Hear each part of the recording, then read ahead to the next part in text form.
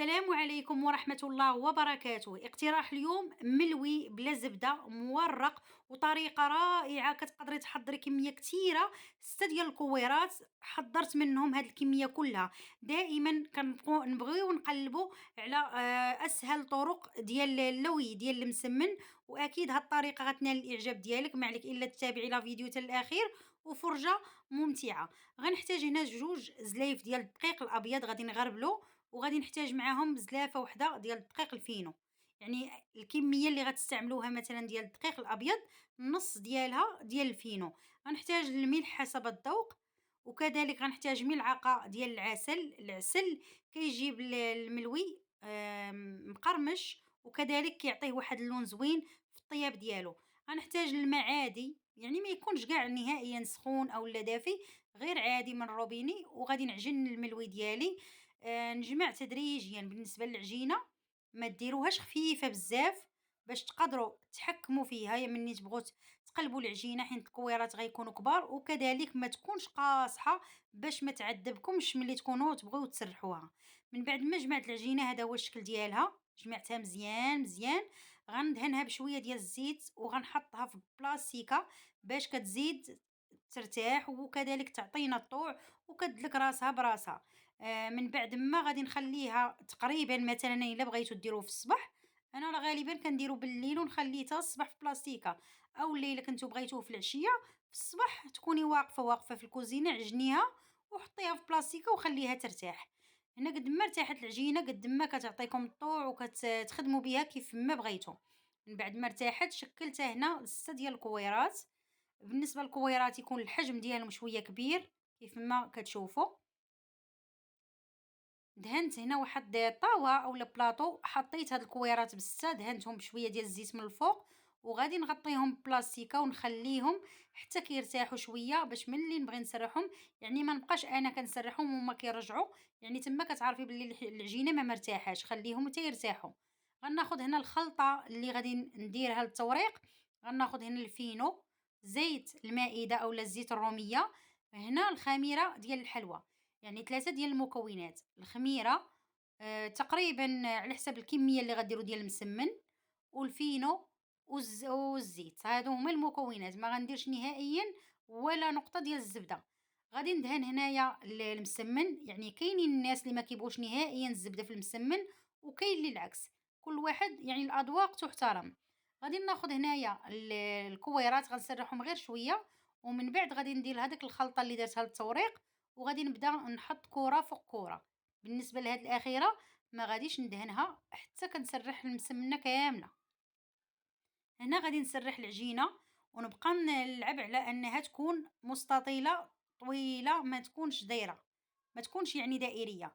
من بعد ما سرّحتها وكتكون وحدة فوق وحدة، يعني هنا راه 3 ديال الطبقات اللي كنسرّحهم كيولّوا بحال طبقة وحدة. كنبدا نقطّع هنا الأشريطة. قطّعت الأشرطة، شوفوا تبارك الله شحال من شريط. اللي قطّعت تقريبًا واحد ال25 شريط اللي درتو هنايا، يعني درت أشرطة بزاف ورقيقة. وغناخد هاديك الخلطة وغادي نبدا نديرها من الفوق كيف ما كتشوفوا. غندهن بيها المسمن غير من الفوق، وما تكتروش هنا الخلطة بزاف حيت راه حنا دايرين الوسط. ومن بعد غادي نبدا نرولي كيف ما كتشوفوا. الا بغيتو المسمن يكون غير صغيور، حنا عارفين ان المناسبه مثلا ديال العيد اولا كيكونوا الضياف مجموعين ولا شي حاجه كتبغيو المسمن يكون صغير، غديروا غير شريط واحد. الا جاتكم المسمنه صغيره ممكن ديروا 2 أشرطة في مسمنه وحده. هنا نتوما اللي كتحدوا واش المسمن بغيتوه صغيور أولا بغيتوه متوسط أولا كبير. قد ما انتي كتبغي المسمن يكون كبير كتزيدي الأشرطة، يعني كل مسمنة كتقدري ديري فيها 2 أشرطة أولا 3. هنا أنا بغيت المسمن ما بين وبين، ما يكون صغيور بزاف وما غاديش يكون كذلك كبير، موين. وهنا غادي نبدا رولي الشريط، وإلا بان ليا غليظ كتزيدو كتبقاو تقرصو وانتوما كتروليوها كيف ما كتشوفوا في لا فيديو. غير سمحوا لي إلا هدرت بزاف، ولكن راني كنبغي نوصل المعلومة وكنحاول نجاوب على الأسئلة اللي كيطرحوا عندي في التعاليق أولا في الانستغرام أولا في الفيسبوك أولا تيك توك.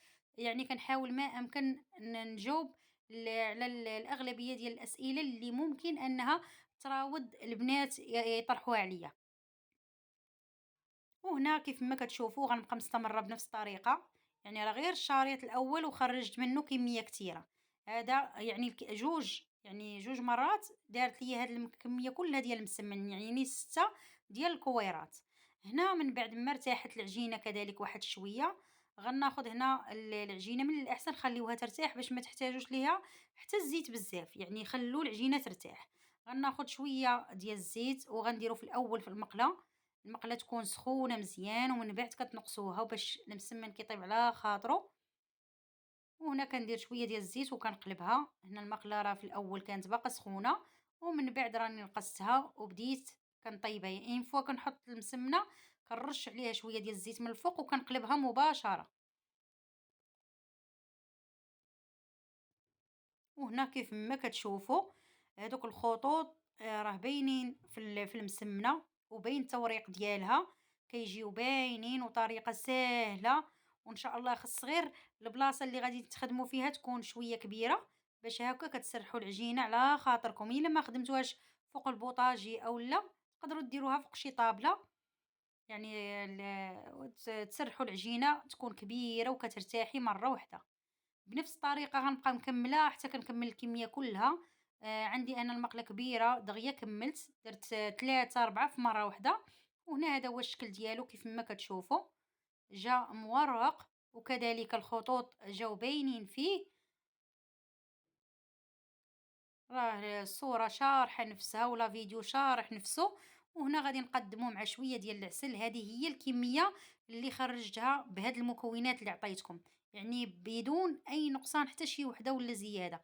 هذه الكمية اللي ذكرت معاكم في لا فيديو هي هذه. وبالنسبة للعسل غنقدمو مع العسل، ممكن تقدموه مع الزبدة البلدية أو لا الفرomاج، كل واحد ومع اش كيبغيه. العسل هذا راه عسل منزلي. إن شاء الله غنخلّي لكم الرابط ديالو في صندوق الوصف، وكذلك في أول تعليق، اللي بغى لا فيديو ممكن أنه يشوفو. وهنا من بعد ما درت ليها العسل من الفوق كيف ما كتشوفوا، يعني كل واحد يدهنو باش ما بغا.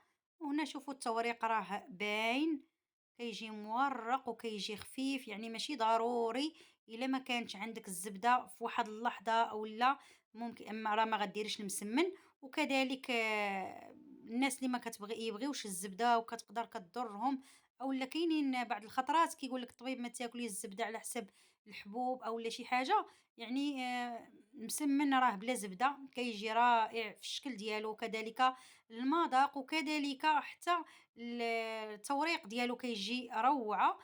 إلا عجباتكم الوصفة بارطاجيوها مع الأحباب والأصدقاء، ما تبخلوش عليا باللايكات ديالكم وبتعاليقكم المشجعة. ومن هنا كنقول لكم دائما مع الوصفات السهلة والمبسطة، إلى فيديو قادم وإلى وصفة قادمة بإذن الله.